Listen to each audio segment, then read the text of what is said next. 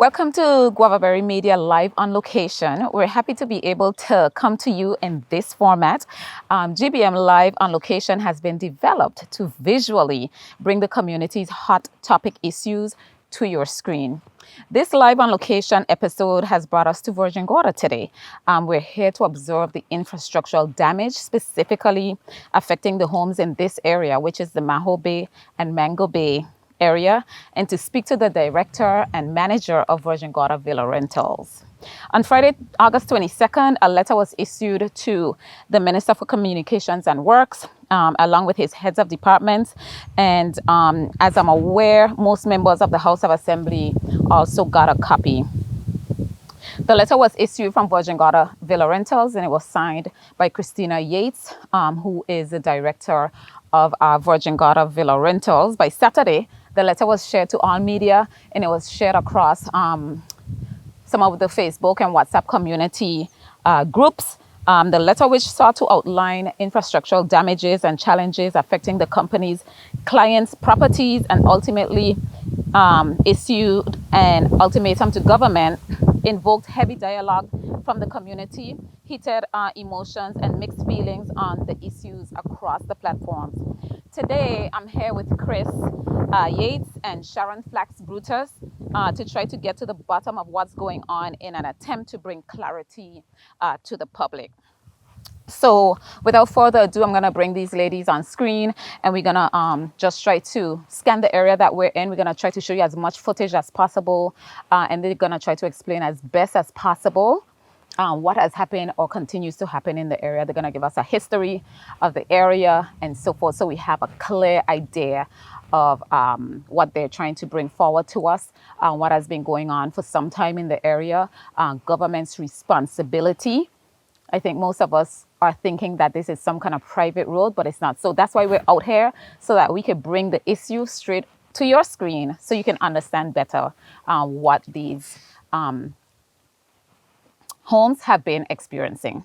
All right, so Chris, Sharon, I'm going to ask both of you to introduce yourselves, tell us who you are, and why we're here today. Oh, tell us about Virgin Gorda Villa Rentals, that establishment. Virgin Gorda Villa Rentals is a company that was started by myself and Sam Leonard back in the early 1970s as a rental management arm of our development company, which was Laverick Bay Hotel and Marina. And our construction, Laverick Bay Hotel and Marina would be involved in purchasing property. Then Yates Associates Construction, or in Leonard and Yates in those days, used to build the houses, design and build the houses. And then Virgin Gorda Villa Rentals would manage the houses for tourist rentals, all three separate entities. It's grown from 1 or 2 houses and 4 condominiums at Laverick Bay, that it now has houses all over the island. And it seems to be rapidly expanding thanks to Sharon, who, as the ex-government tourist minister, was stupidly let go by the government, and now she is helping me with great benefit developing to you, and continues Maho Bay. to move the tourism product What forward. the government loses, we gained in There we Virgin go. Gorda. Yeah. And with that introduction, Chris, I'm Sharon Flax Brutus. I'm one of the premier managers and directors of Virgin Gorda Villa Rentals, and I handle most of the operational details with the running of the company, the day-to-day operations of the villas, especially in this area, on the villas that have been subjected more than most of the others on island to the dictates of the flooding, and what some of us are saying is global warming. Right. So I'm going to shuffle up my questions a little bit. Of course. So I'm going to start with perspective is important. And as we're walking up here, yes, we've been hiking up the hill. The mosquitoes are killing us. Yeah. But we're going to survive it. I haven't seen any. I came in my jacket. Yeah. Anyway, I almost put on heels too. Perspective is important because somehow persons are thinking that, you know, you guys are asking government to assist with a personal. project or a personal road. So what I want you to do, Chris, is to give us a history. And if our camera guy can, scan out and take a look, this is a very public road. So if you can give us the history of this road, just for perspective, for those who actually believe that this is a private road and has nothing to do with government and government tax, and government shouldn't have to do all of that. So I've been coming to Virgin Gorda since 1968, and the first time I came out on this road was early, probably 1970, and this was an existing road then. It was part of the original trail that people from the valley used to go around to go to North Sound. Right. There was more or less a donkey trail or a horse trail, and people like Ralph O'Neill, when he was the teacher or headmaster at the school at North Sound, every week used to walk from the valley past Maho Bay here, up around, and then go up the trail to the top of the hill and then down the other side to go and work at the North Sound School. So this has been here for many, many years, at least 50, 60 years to my knowledge. This road, it's a public road. It is not at all private. Right. The private property starts below the road. yes, Above the road is all Crown land. right. And this road was actually built by government. This road was Yes. put in. So this is government's road. Yes. Right. Good. Part of it was paved privately by the people at Nail Bay, Okay. because they wanted a Better better access. access for selling property, so they paved it. At Maho Bay, we never had anything to do with the paving of the road. The government put the culverts in, they paved it. Okay. So the government put the infrastructure in. Yes. Okay. So then I'm going to get to my next question in terms of what brought you to the point of issuing the letter that you did.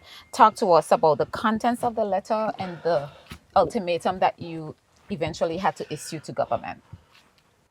Over the years, we've had several flooding incidents, and each time the culverts on the public road block and then send the water in places where it's not, the development drainage is not supposed to take it.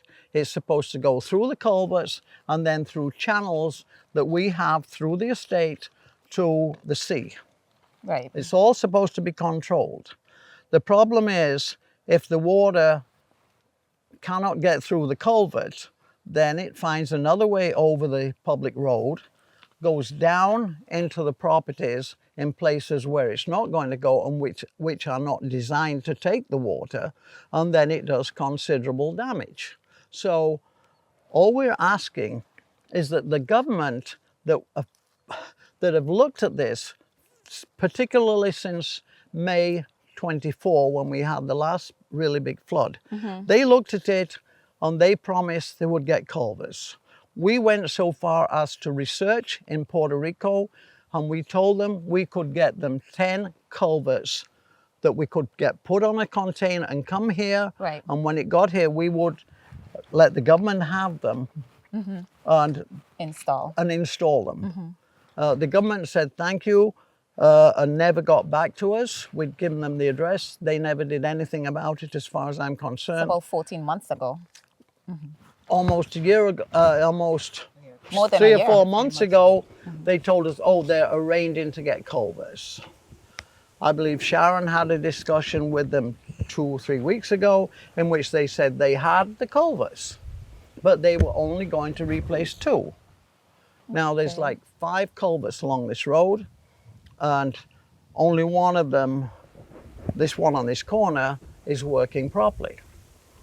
This one is working because only a bit of water off of the hill goes into it. Right. The road here, you see from there, the water comes down this road, and instead of then going off over there, taking It a heads turn, straight down. it just comes straight down here. So all this water from down this hill also goes down the there. hill. Okay. So So this is a double culvert, and this is right on the boundary of the property. And this is the original drainage channel that goes down to the sea. We diverted it by the second house down, and we built a concrete gully to take it to where it can go to the sea. right. So as we walk down, we want to take in exactly and get the spots, the shoulder spots. Well, And come over this side of the road and look at the hillside, and you can see where all the water comes from. I mean, we've got a Peak Mountain up here. Yeah, This whole section comes into this area. yeah, Now, it doesn't take a brain surgeon to know that it goes to the lowest points. And the lowest point is down there. And there are two culverts, and they both block every time. Well, one is undermined and the other one is blocked, so it goes over the road. So, but you did offer to purchase the Yes. culverts for government, and then Yes. they install them? Yes. They and government is not interjecting. Government said we're going to take care of purchasing the culverts. So we waited. We had a consistent dialogue every week or two with the Watch it minister, rock. with the minister of the subject, as well as the director. I'll do a saying, bush. where are the culverts? There we go. Right. When are the culverts coming? Sometimes we'd get an answer to say we'll get back to you. Sometimes we wouldn't get an answer. Right. So that is what really brought us to the point of, I would say, extreme frustration. Right. Because from May of 24 and now we're in August of 25, Almost September. yes, almost September, we've had now a second major weather event that has caused flooding. caused catastrophic damage down below. And then in our letter too, we reference public safety Yeah. because this is a main road. And if for any reason the easterly road to North Sound is blocked, there is no alternate route for persons from the North Sound village, or conversely for us to be able to get to North Sound. Okay. In fact, last May, when the problem with the road down here where the cones are, the lower cones, was found, and we found that the road had completely undermined for half of the road, we are the ones that put cones there and advised the government that they shouldn't let the trucks, big trucks, drive out here because of the danger of this road collapsing. Right. You know, 15 months later, we're the ones still replacing cones there, and the government haven't done a damn thing about it. Just say, make empty promises. So the public, and I think this kind of question kind of goes back to, the initial perspective that I asked you to share with us in terms of the ownership of the road and so forth. Because when it was shared, the letter was shared with the media, and certain media houses put it out. Dialogue began. And so the public was split on whether, or the fact that you had the audacity to say to the government, or to give the government an ultimatum. And that ultimatum was, we're going to use the hotel tax money and put it towards fixing this problem. So the question is, can you tell us why you thought that it was important to give that type of ultimatum in terms of withholding the hotel tax? Maybe you can get into, the value of these properties to the tourism product, to the government's coffers. And this is just from you as Virgin Gorda Villa Rentals. And I want you to make sure that people understand that you're just one entity and the type of money that you bring into the government coffers at any given period, and why it is important, even, Of course. especially for the tourism product Yes, too. because tourism is really the Fix the infrastructure. lifeblood Yeah. of Virgin Gorda. And if we can't fix the basics, then we can't do better. Right. But I'll yield to Chris, and then I can come back. piggyback Sure. on why it's so important and Sure. why we people felt that we had the nerve to give our government an ultimatum. Well, over the many years, people of Virgin Gorda have been asking at public meetings, why don't we withhold the tax? Why don't we have some form of independence to spend money? We're just going to go on the side a bit because a truck is coming. Spend money in Virgin Gorda that is paid for or earned by Virgin Gorda Properties. But unfortunately, most of the companies seem to be expatriate owned, and We're just gonna pause a quick moment so the truck can pass, so we're in a safe zone. so it's been suggested many times to fix the water problems, to do the health problems on the island that don't seem to be taken care of by anybody. So this time it really got me annoyed, and I said, well, somebody needs to do this, and so let's do it, and let's withhold it. I believe, Sharon can tell you, we paid $1.5 million to the government in 5 years, including COVID years, to the government in hotel taxes. And that's just your entity. Yeah, we're paying $500,000 a year. Some months it's $60,000, $70,000 we're paying. Wow. And it's a lot of money. And all we're doing is getting neglect from the government. And so we're getting this flooding, and this flooding cuts off income to the government. Yeah. So we figure they don't give us the tax money to do it, so let's use our tax money to do it and pay for it. And then if the government are upset, they can take part of the $10 million or $100 million, and replace the tax money. And Right. at least they'll know their money's gone to a good cause, Yeah. fixing the roads for the people of Right. Virgin Gorda. Right. I think that's the answer why I said let's do it. And I think it needs doing for more things. I think some of the other companies get some balls and withhold the money as well. Yeah. And fix things on Virgin Gorda for the people of Virgin Gorda. Yeah. And I agree with Chris. You know, Water? we've been talking about it for a while. We've been hoping that that government would do the right thing for the people and for the businesses, but nothing seems to be to be happening when it comes to sorting out our infrastructure in a very real way. I mean, in the letter we also referenced, government is working on a sustainable policy, and within that policy, there's an onus on the businesses to provide drainage mitigation plans to the government, but there's no reference to what the government should be doing in terms of they as well having a plan to look at drainage and infrastructure. And yes, the Maho Bay, Mango Bay area is a challenge and is a concern, but we have several areas in Virgin Gorda that are in tourist districts, so to speak, and residential, where we have infrastructure issues such as roads, culverts, etc. It's just that it's compounded in our area.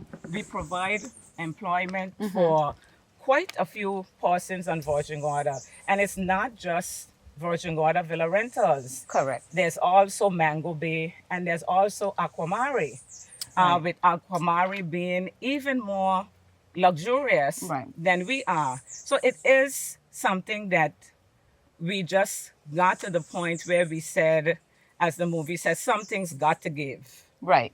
And so we took the step to say the hotel accommodation tax, that money is earned on the backs of our tourists. And we actually have a responsibility to make sure that when they come here, the experience that they have.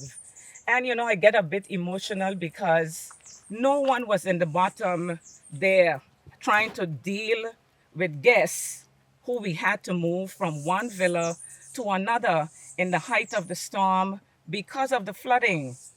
And having to say to the guests, I am so sorry, I can't send my staff out in this because it's 6 feet of rushing water. Yeah. And with me saying to them, look, whatever you can find in terms of cushions, pillows, comforters, just block the doors. Turn on your faucets, the faucets and the showers in the house, because the cisterns overflows were being, nobody should be in my opinion, should be in that that position. especially when there are funds that can deal with it. So it needs to be a priority. Right.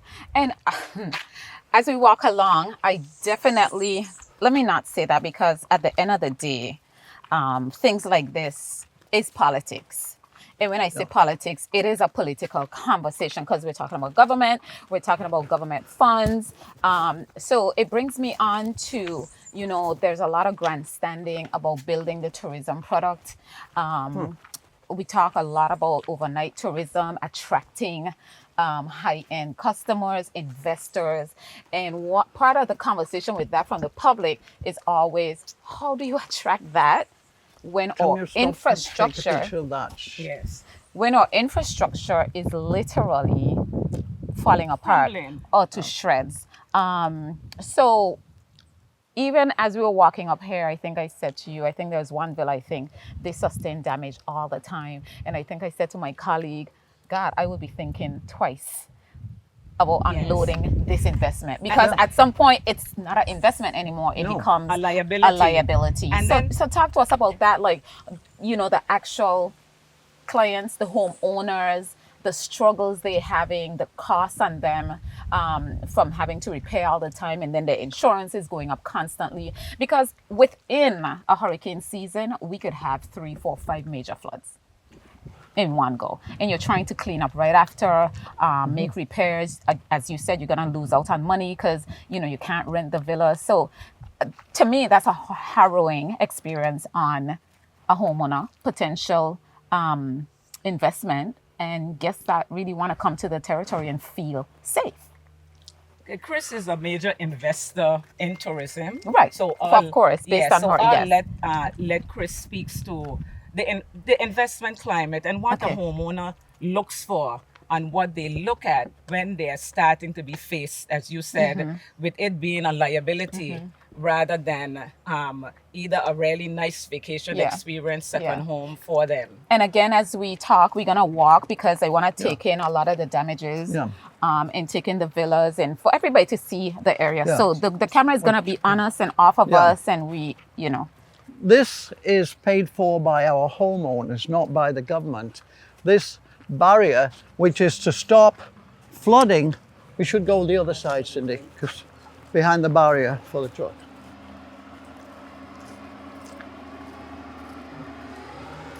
Yeah, as you were saying. This is one of the second culvert coming down the hill.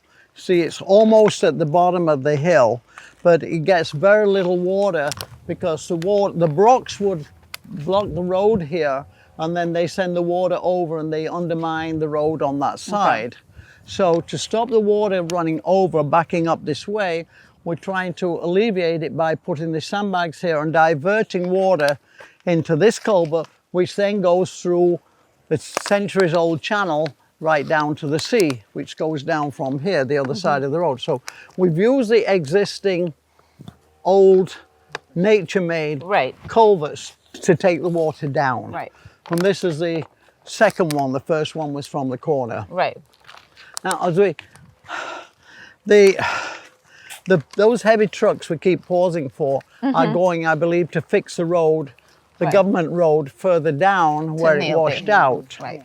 Now, a year and 2 months ago, the homeowners of Maho Bay were prepared to pay for these culverts, and had they been asked, they were willing, several of them were willing, to pay for installation of the culverts. Oh, wow. We were told by the government, no, we're going to handle it. So now we get another flood. It costs several of the homeowners, or a lot of the homeowners on the estate, are now paying out, probably a couple of $100,000 in damages to the community infrastructure, not counting on their own infrastructure. So they're having to pay this, which if the government had taken their offer 14 months ago, would not have been necessary. So I don't think they're inclined to pay for doing the culverts. At this stage, I think we feel that the government should do it. And to me, the only way of ensuring the government does it is to use government tax money to do it. Right. And And you were willing to do the entire thing. we And were they willing said to they do would the handle entire it. thing a year ago. And yes. now they're saying, well, we're only going to do 2. They announced partway through the system, I think, that they were only going to do 2. I think one over by Mango Bay entrance, Yes. and one down, and the one that is across the road there that is collapsed where the cones are. They were not going to touch this culvert here, which is the main drainage. Okay, that's One of where the two main drainage that's where the Yeah. cones are. Yes, that is Okay. where the road is very Totally badly undermined. undermined. Okay. You could walk 10 feet under the road where those cones are, Wow. but don't do it if a truck's coming. That is dangerous. This is what we've said to the government. It's dangerous and they're not doing a damn thing about it. It's just, I mean, we put cones there. the challenge for me personally and professionally is that the promises keep being made, but the time is lapsing. They have come out and looked at the drains. In fact, we did a walkthrough with them. That was sometime early last year. They came out again after the sometime again last year, and we noticed that they were at the top of the road. So we came up and said to them, well, if it is that you're looking at road infrastructure and how the culverts work, you really do need to speak to those in the bottom who work.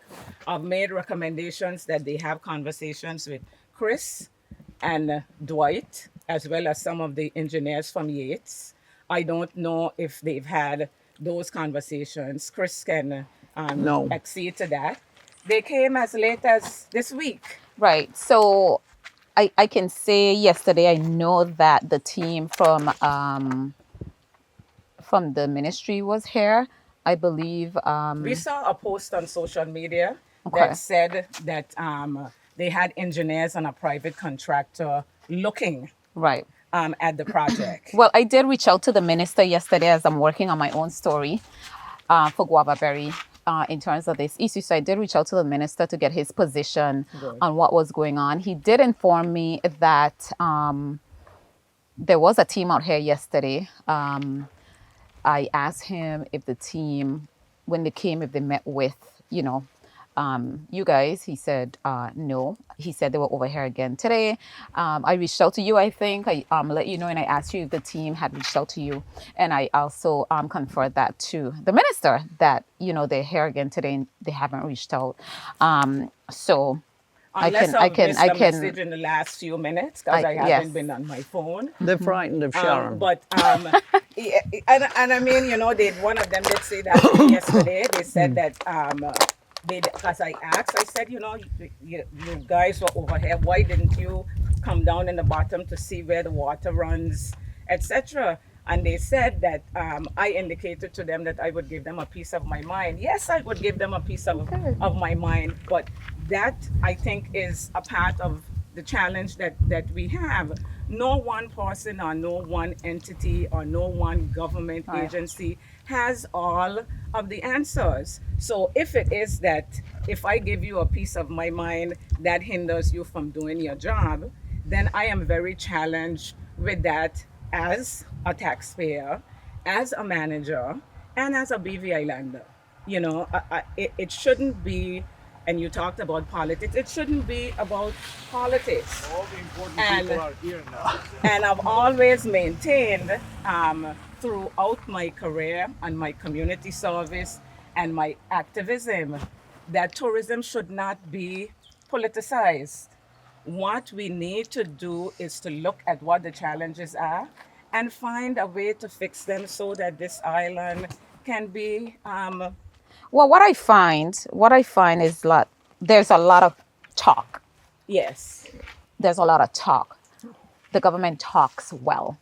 They say all that they are meant to say, because one of the things the now sitting premier talks about a lot is public-private partnerships. Yes. And here you are trying that. And I can't throw the blame on him, but at the end of the day, he's responsible for his government. and you're here actually trying to do that, assist government, and you're being blocked, you're being sidelined, I think there just needs to be. as we continue to walk. there Now, can I needs- just show you something over Sure. the wall here? If you could just take a picture. This is the one culvert that is the main culvert. And you see they've just cleared this out. Now, I'm sure it wasn't built with that big rock Correct. blocking it. See, this is a culvert, a 20-inch culvert, and that huge rock came down. is blocking half of it. Now you can see how wide this is coming down the hill. There's no dirt on any of this rock up here. Common sense says it's all gone down into the sea. This is one little culvert. It comes out over there. It blocked. See all that parking area there? You see on the wall over there, you can see the dirt line up a few inches. It was up a couple of feet on this wall, and because this was blocked, everything went down the roadway. Yeah. The culvert takes water underneath that building in a constructed drainage channel down to the sea. Okay. But instead, because this blocks, and it's been blocked for years, it's collapsed over here. All the water goes down this road. Flooded the tennis court, everything. This is what's so frustrating, Cindy. The road isn't designed to take the water. We have walls on there 3 feet high. Water went over them. Wow. Wow. And again, like I said, we're just at the end of August. So we're in the prime, heading to the prime or the height of the hurricane season. So this is very worrisome and troublesome for This is for where it's undermined. We homeowners. should look at this one and then we'll get Can the... we see under that wall? Yes. Under that road? I can... You might have to. Not me. Cam will be going under to check it out. Yeah, we No. coned it off. We coned it off in the interest of public safety, just So you can literally walk under there. If you stand back here, you can take a photograph underneath and see how it has washed out the road. and it's washed out even more with these rains. Initially, the cone almost sat And this on the has top. been left like this For 14 since since May. May of 24. I mean, But is this that must what a have been- responsible government does? Yeah, but this must have been undermining for some time. No, the culvert collapsed. Right. And once the culvert collapsed, then it just tears out the ground around it. Okay. So the culvert collapsed way back here, halfway under the road. Again, this culvert doesn't get much water. And it doesn't, you see, it's a very narrow channel coming down to here, right? There isn't that huge channel like you have by that culvert. This is very narrow. See, hardly anything goes through it. So it's not the major one, but the only water really going down here is a little bit from here and the little bit coming from this section of road, from the bump there, coming down. You can see how it swirls in Right. by looking at the dirt on the ground. Right. So as we walk It is into slightly the lower than that one. So, of course, what's going there also built up in this area. And you can see this is the switchgear for this area. It broke the gate. You know, water was up here you guys had a full-on hurricane Right. down here. around the government switchgear, electrical switchgear. That's how high the water was. These twigs didn't get put here by me. That's nature. And all through there. Took part of the gate through. This is how high it was. So if you've got water up here going down this road, you get a disaster. Absolutely. And as we walk down here, if you guys could, we'll share some of the damage that these properties continue to endure. Of course, quite a bit of cleanup has been done because you want to keep the properties. Yes. Yes, we're still, Even in the we're low still in- season, we're there are still in- people can see booking to here. come and Cindy, here is work that was paid for by this homeowner. He built this wall around here to divert that water out here. I mean, it was never a heavy flow. It's still trickling. right to protect his property. This This was caused on this side. This ground was up here. See, So this it's is all where collapsed. water went 2 feet of water or more, came down here. It went through into this property. See the trees? It's undermined these trees, undermined everything here. It broke this wall here, we see. Yes, it broke, and that This was a actually walkway pathway. into the house Yeah. that was built in 1993. This walkway's been there since then. We've never had this. So have you guys, I guess that's another question that, you Now know. this homeowner is going to build this wall up Yes, to he's 3 gonna have feet to. or 4 feet high. And on that side, we have to do the same. Yeah. Have you guys, I think Careful. you're saying that about 35 years, this development has been around? About 35 years? Sam and I started building the first house here in 92. Okay. Have you experienced this type of natural disaster?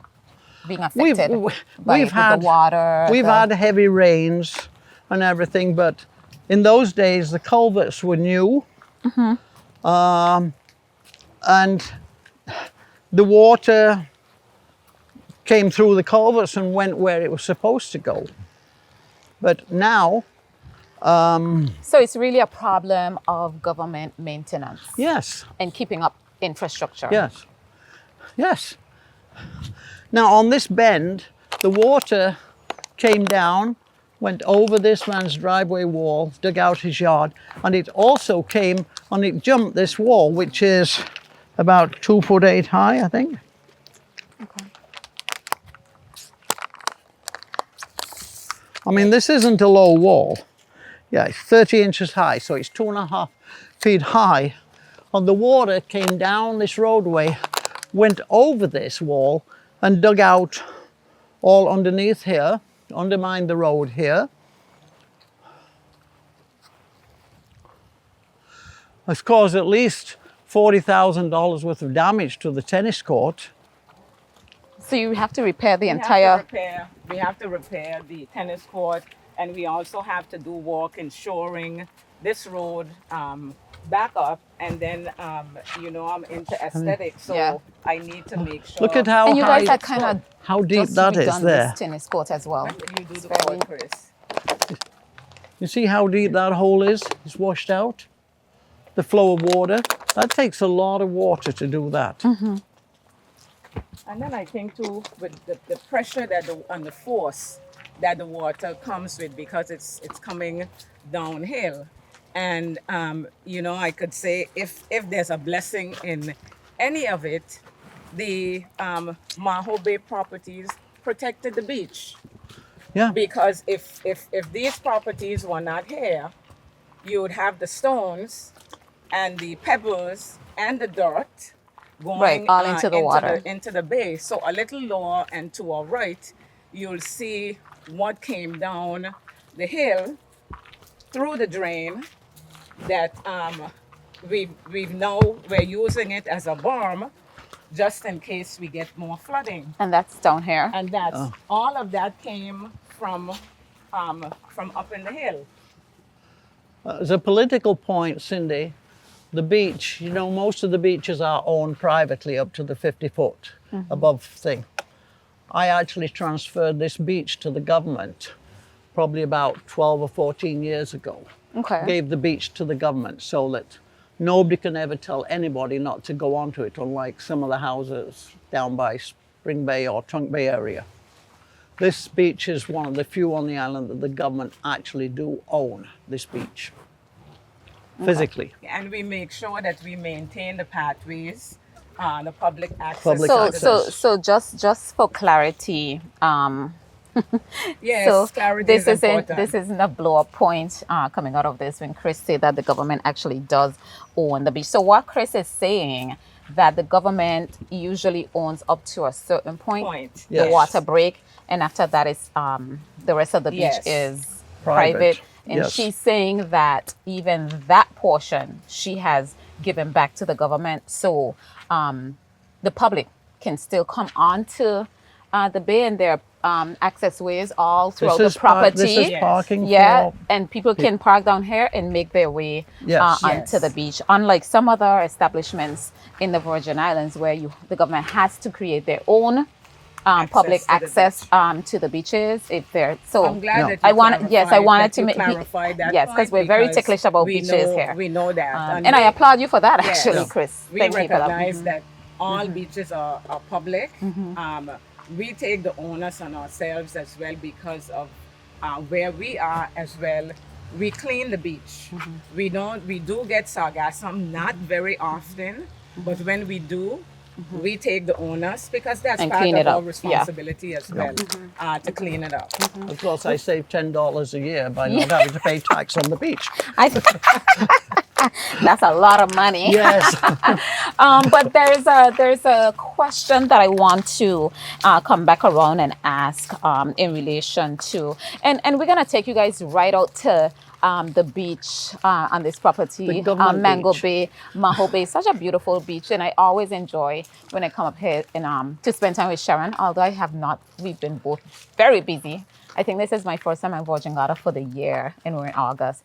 But I love when she shows me the villas and we go out there on the beach and so forth. So, but what I want to ask, because I have a number of diverse, I don't like to use the word followers, but people that I'm going to Follow say you. enjoy my platform Yes, and the content that I put out. And so there are a lot of people reaching out to me constantly, business owners, a diverse range of people. And one of the questions that I want to ask, because I gather this from time to time based on conversations that come to me and issues that come to me, and even from the way persons were speaking when you guys brought this to light, and what I said, the audacity to give government an ultimatum, it became, and I don't want to call it black and white, a black and white issue. I kind of like to stay away from those things, but I kind of feel like government often feels like, oh, they have money, they could fix it, or it's not our problem. Now, when we get to it, we get to it. But in this instance, you guys did try to assist. But do you get that feeling sometimes, like, although these guests, these homeowners, the investors, they're putting so much money into the government's coffers, they still kind of overlooked or dismissed, thinking, oh, they're so wealthy, they don't need government anyway, instead of government actually doing what they're required to do as an entity? I think that if the government got its act together, they would, probably going to piss off some of the owners here, but they would review the property tax register altogether. Because for the owners of some of these houses to be paying $600 a year in property tax, they have a similar house, say on the New Jersey shore, only paying $26,000 in property tax, and they don't have as nice a beach as this. I think this is one of the big things where the government misses out, but it's also, you see, many of they could do it. Now, the people here, I know one of the owners here every year gives $4,000 to the Raw Skills Track Club. Okay. The people will donate it. After Hurricane Irma, all the homeowners gave $5,000 each into a pot, and there's 19 of them, right? And that paid for the workers that we hired to work with the electricity board to pick up all the wire off the ground and to help the electricity guys put power back on. They will chip in money if it's a good cause. If you ask them to give money to support a concert or a party, They're not? they'll tell you forget it. Yes. They will As they not pay should. anything to that, as won't I. But if you ask them to commit something to the clinic, something urgently, they will do it. They're very generous causes, people, yeah. but they want to know where the money's going. Right. They won't pay for this boondoggle down in Barbados at the Right. moment. Right. They will pay for something that benefits the community. That's what the people do, I think.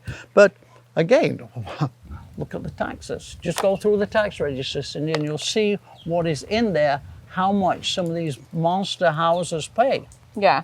So you think the government as well is doing themselves an injustice in terms of the tax Look that at look they at collect everybody's annually tax. Look in at terms of look home at local ownership. people's local 6 apartments only pay $200 a year tax. But do you think that the hotel tax makes up the difference? I think it Because makes if up I'm it renting makes out up my a certain property, amount. But remember, the hotel tax is coming. Well, yes, it's out of the hotel, out of the building rate, and it's 10%, but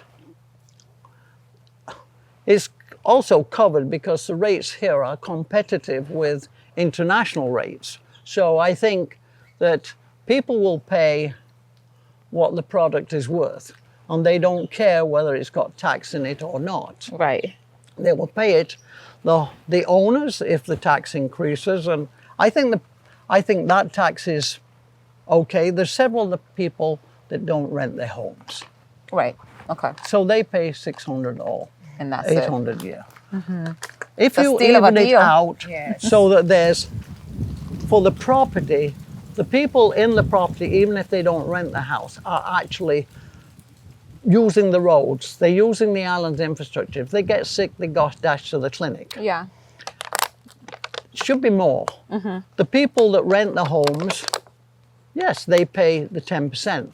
The ones that don't rent just pay this Less. $600 or $700. So I think that it would even it out for everybody, that the government is getting a fair chunk from all the houses, and local houses and stuff also should pay, what they're really worth, which is probably why politically they don't do it.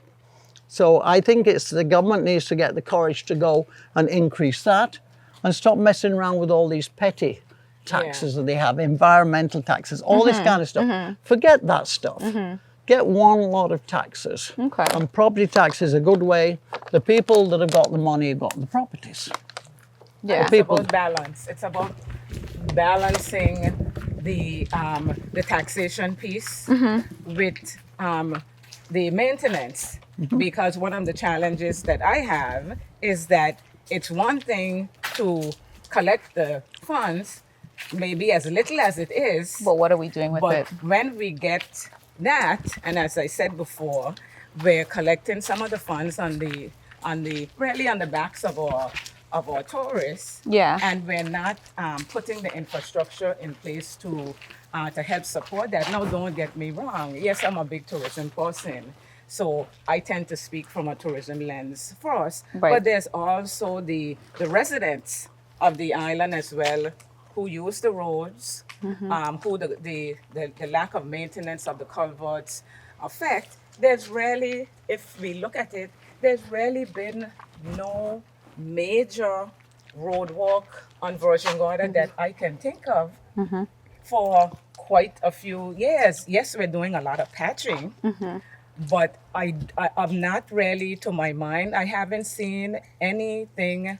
major that's done. Some of the roads, even in the Copper Mine area, Churchill, and even the road in North Sound that we call Cressida Hill, and an area that I now call Water and Sewage Alley. Those roads need major, they've been there from the time, some of them from the time I was a child. Yeah.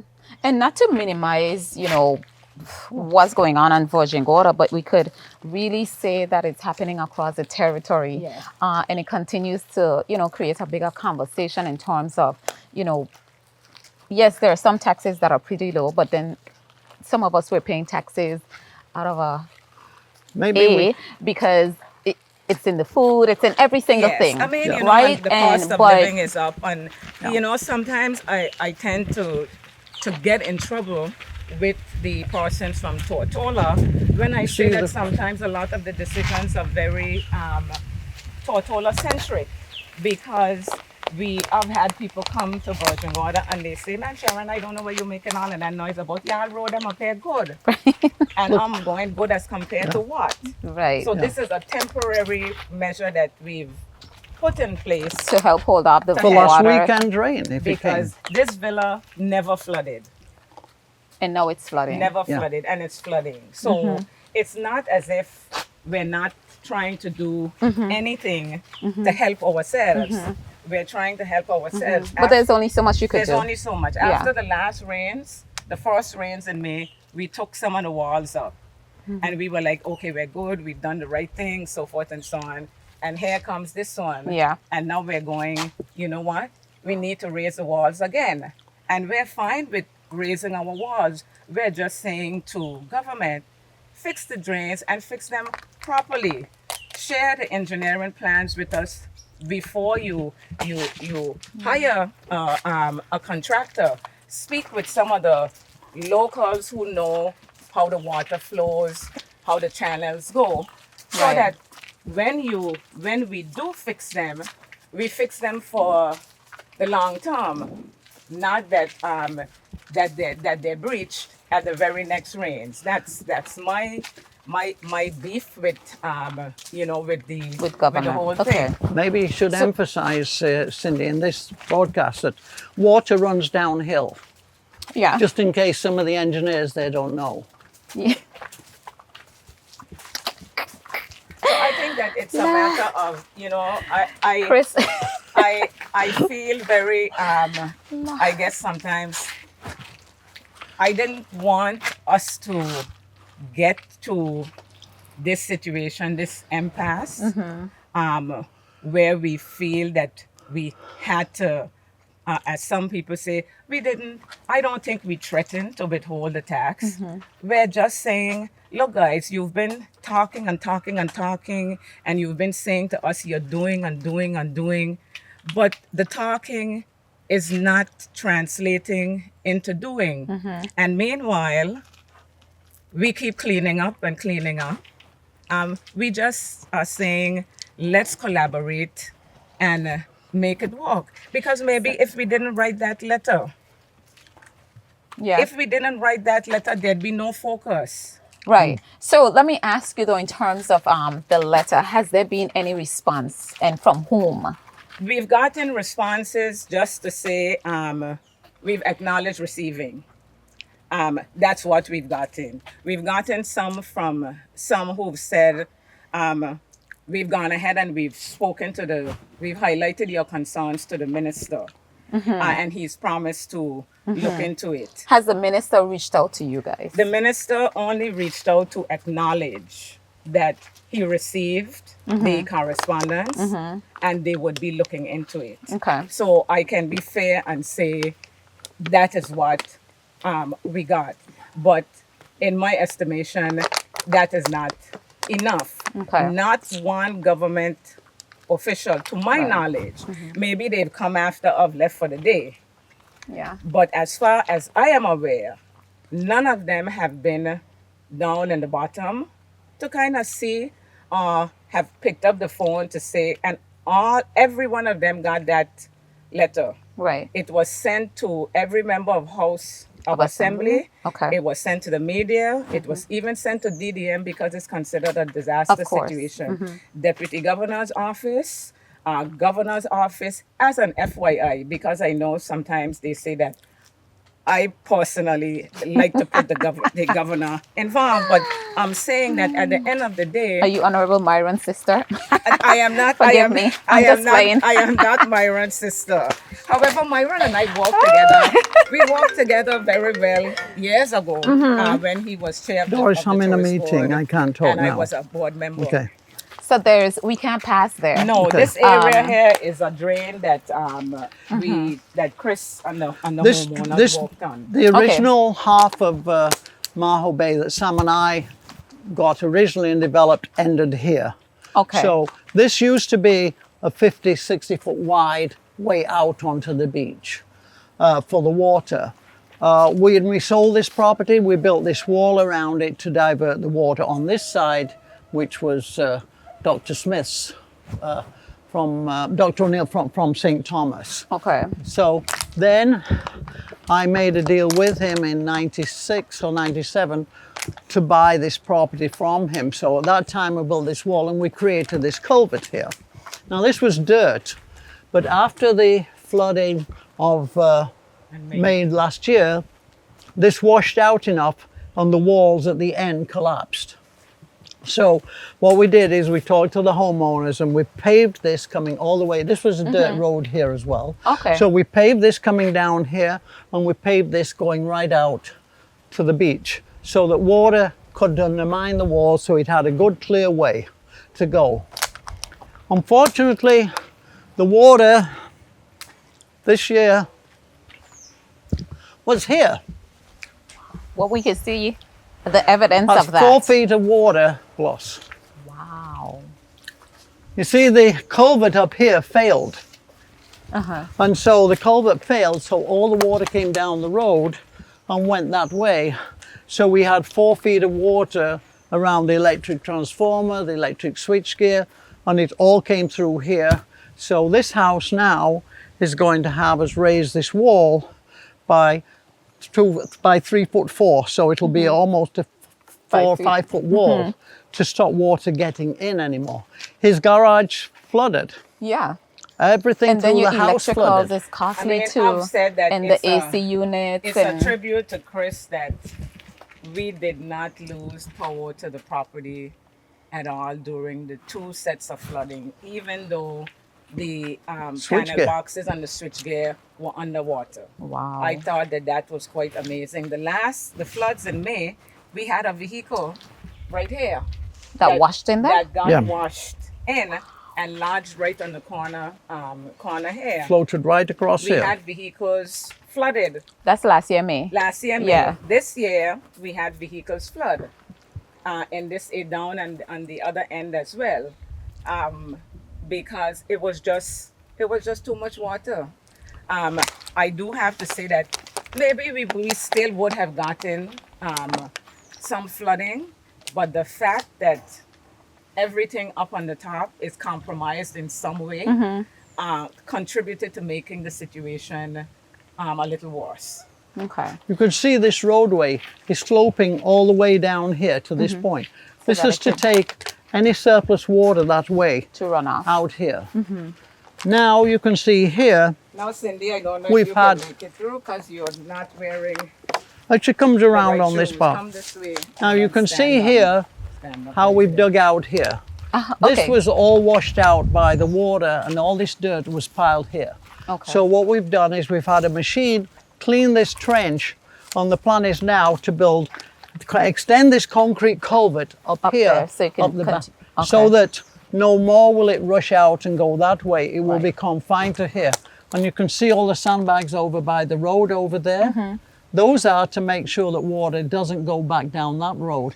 It will come this across, way. and we broke the curb off the road up there so that if we had a rain this weekend, it would have gone there. Okay. This 2-foot culvert here used to handle any water coming from this way. Now, it was 4 foot, it was 2'8" above that floor level, the line. You can see it around the other side. Or you can see the mark on the gas bottle shed there.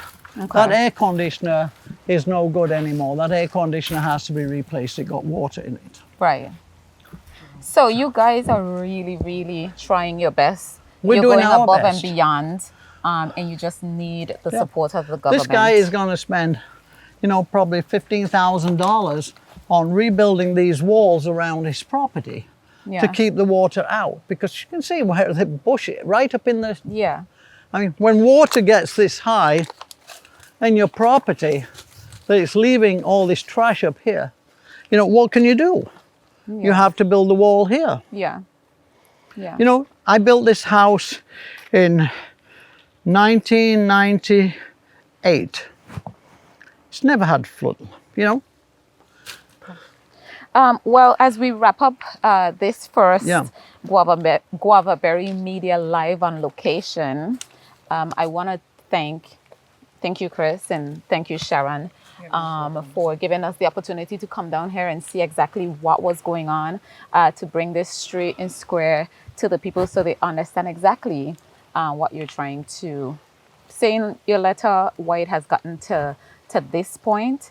And the fact is that, the government is responsible for for infrastructure across the territory. It doesn't matter who owns the property affected and so forth. So on that, we're gonna tune out. I think my cameraman will go down to the beach a little bit, scan a little bit of the beautiful beach and make sure that becomes a part of our presentation today. But thank you guys for having us over, for accommodating us, and for helping us or allowing us to tell your story. Thank you. You've actually given me another idea, Sharon. We should keep the property tax over here, Sharon, to fix things.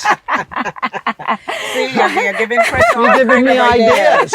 all kind of ideas, but we appreciate you coming to shed light. And Chris and I encourage anyone to call us. I am willing to walk and show persons, what we're talking about, because at the end of the day, we're all in this together. Yeah. We had the moniker where we'd say one BVI. It really is one BVI. Absolutely. And it really is that tourism is everybody's business. One and a bit, BVI. Yes. With the bit. One and a bit.